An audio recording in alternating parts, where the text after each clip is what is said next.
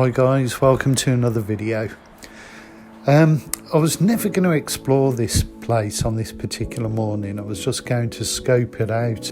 I actually decided to explore it in the spur of the moment, but I didn't last long anyway. I got caught by security after about 2 minutes. The other thing I did when I actually got caught by the security, I accidentally flicked my GoPro from video to time lapse, so I kind of messed up the best bit of footage of the day, but hopefully you'll get something from it. I've done my best to try and salvage something from the time lapse footage, and I hope you enjoy it.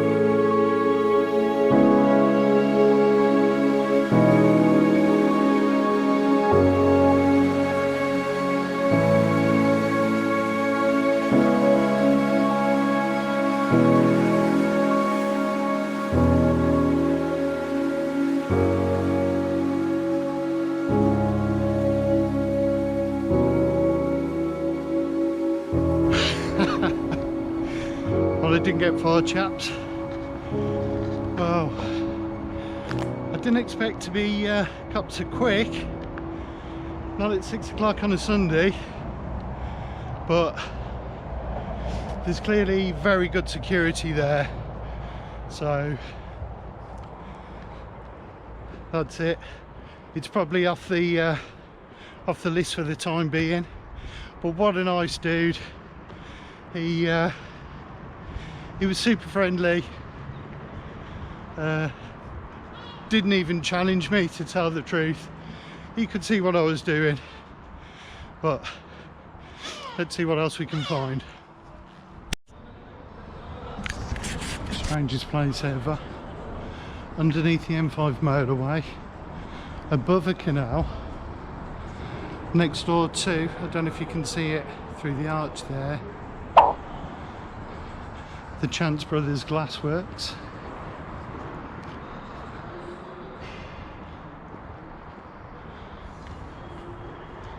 A couple of throw-ups. That one's not bad. Wow, look at this.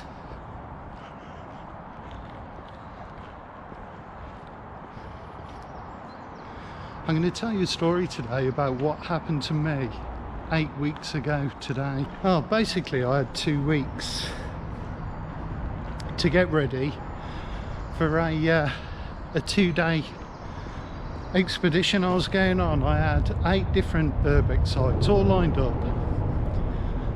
I was going to go away in the car camp, get round as many of these sites as I possibly could within the couple of days I had. And the car developed a bit of a problem. There was an oil leak coming from the rear diff, and I thought, well, I'm going to have to get that sorted out, because the last thing I want is a major breakdown when I'm miles from home.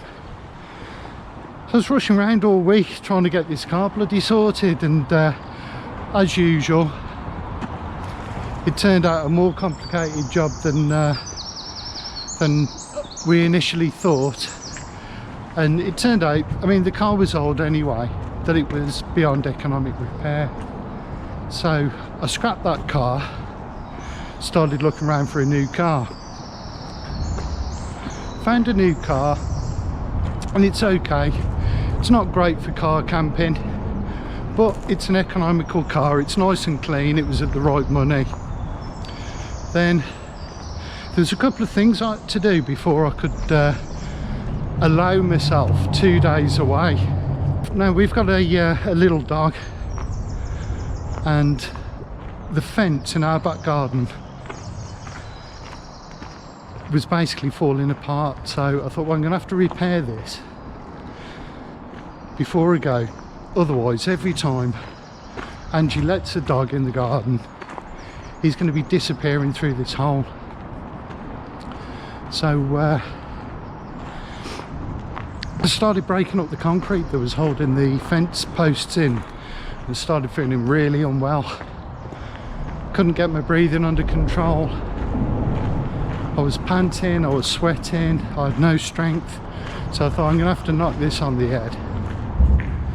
And I went back inside, Sat down on the sofa, put my feet up, asked Angie for a glass of water. She got me this glass of water, and I went to pick it up and I couldn't move my arms. And you get a bit panicky at that point. But I kind of knew at that stage something was seriously wrong. Well, we called 111, explained the symptoms, and when we finished the call, I just continued to deteriorate, and it got to a point where I actually passed out, and I was having a massive heart attack.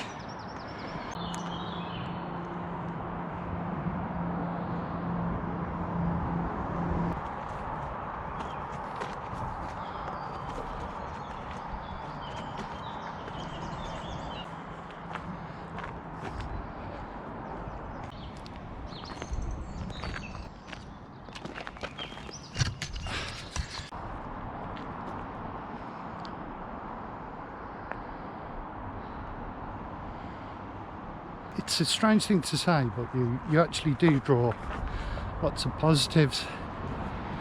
Well, I've changed my lifestyle to be a bit healthier, even though, to be honest guys, I wasn't the worst. There are people that were with way worse lifestyles than me, but I had it all the same.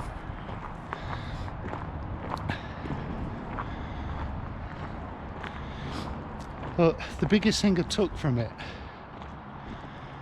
is you're basically sacrificing your day when you go to work, your now, your life, hoping that sometime in the future you're going to have a better life, whether that's when you retire, or if you retire early, if you make enough money.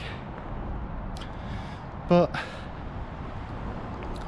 how many people never get that better life? They just work until they drop. And I'll be honest, I used to get really stressed at work. I used to worry about it. I used to come home and worry about it. It is not worth it. Man, what a freaky place.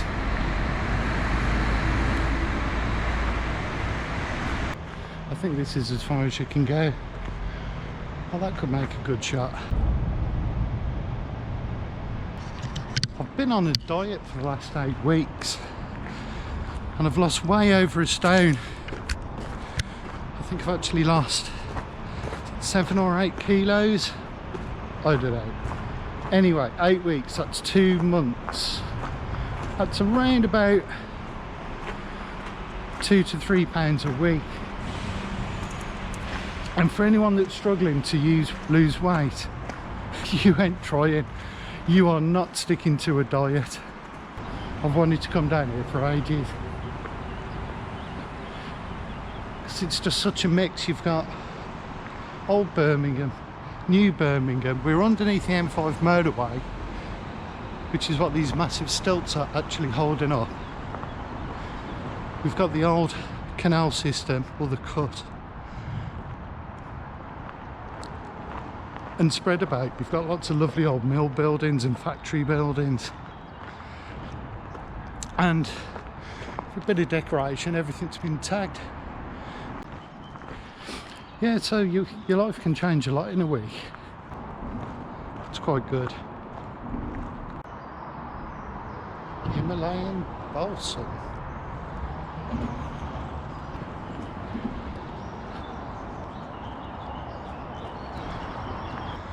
That's worth saving.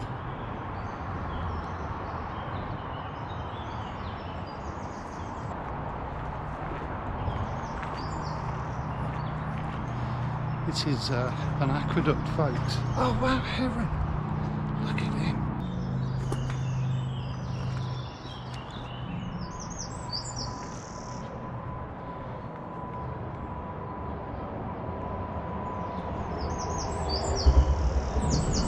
Wow, so nice to see. Look at that. Look at this, folks. It's got these big old stilts for the motorway that actually drop down. into the canal. I don't know if you can see that. I'm going to go back over the other side in a bit and show you that.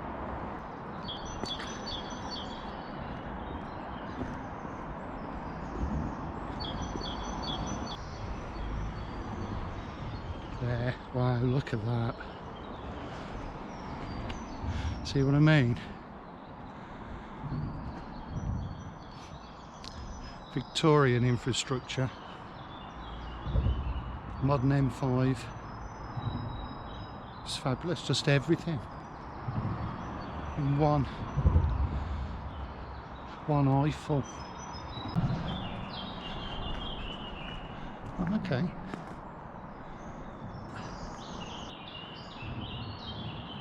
That's what it looks like above.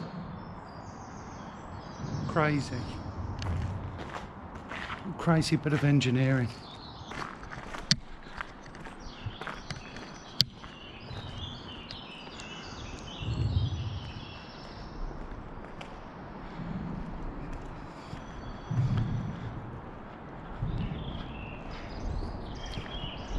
Now, how the hell did someone do that? How the hell did Blob? Did he swim? Does he own a canoe? But good old Blob has managed to get to these pillars. Look at that. Fair play to him. Right. Forwards we go.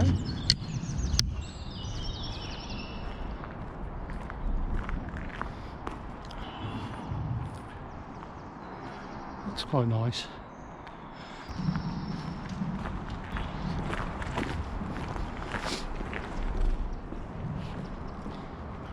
NFA is not fucking around. If you've looked at this on Google and you're an urbexer and you've been thinking about trying to get in, you're going to need a rope and a grappling hook. I have actually thought about buying one, but if you get caught and the police are involved, you're going to quit. So it takes your chance.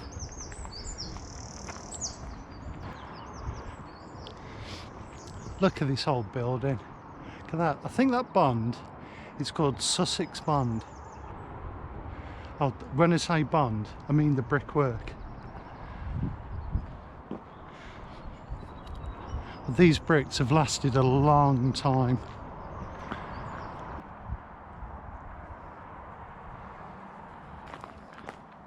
Not f***ing around. I tell you, they ain't f***ing around. How did they get up there? Did they bring a ladder? It's pretty rotten. Would it be nice to see inside? It's probably 25 foot up to those windows. Someone's borrowed one there to put a pipe through. I love these old pipes. Look at those. How cool is that? I don't know if this was all the glassworks. But I know they worked on some prestigious projects. Actually made the piece of opal coloured glass, which is a type of glass that illuminates for the face of Big Ben's clock, which is it's a good one for the CV. I also made all of the glass panes for the conservatory at Kew Gardens, which is another feather in the cap. Hey up. Oh, I think I know what this is. Yeah. Even more abandonment. This is still part of the same site. Have they gone up there? Surely they haven't hung off these bits of ironwork. I wonder what they were. Oh, they must have been to hold cables or pipes, maybe.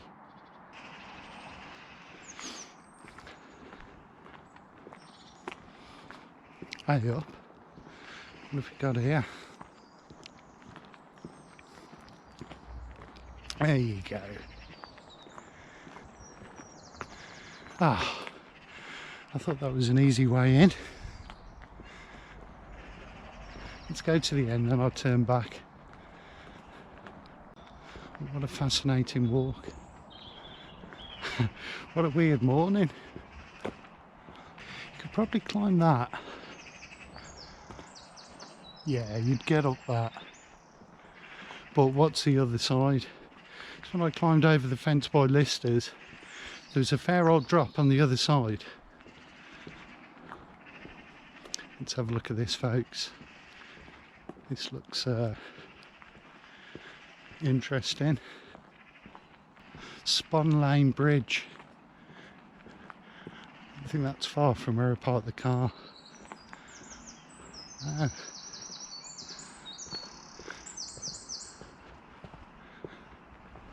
Look at that brick arch.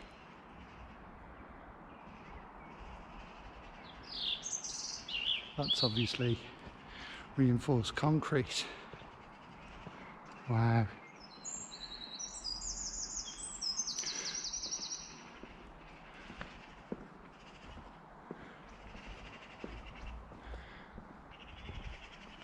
Look at that.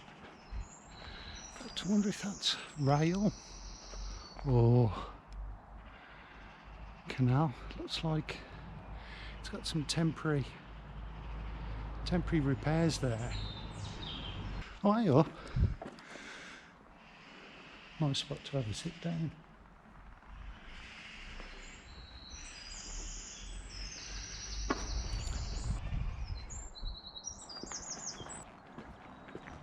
Starting to get a bit warm.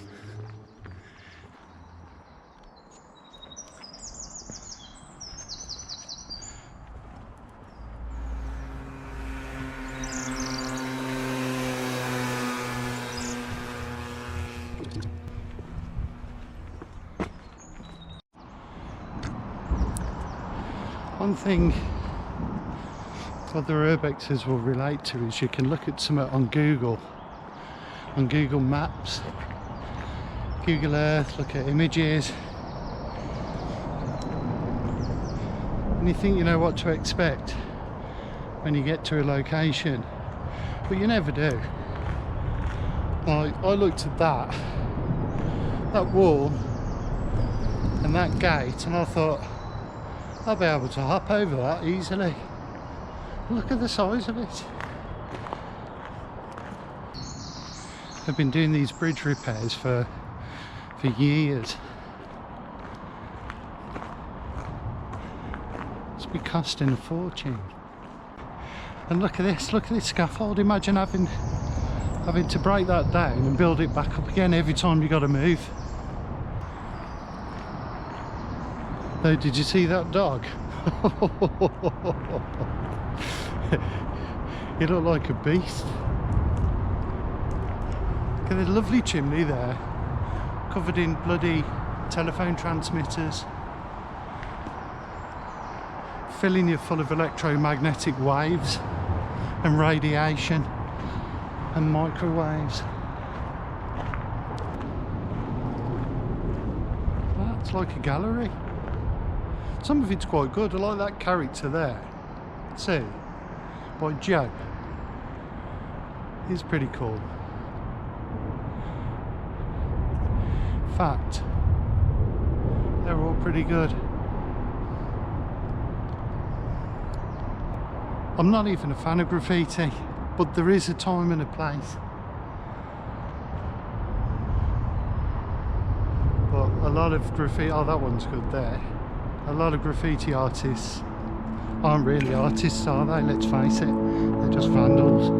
I think there's a big difference between a graffiti artist and some twat with a spray can.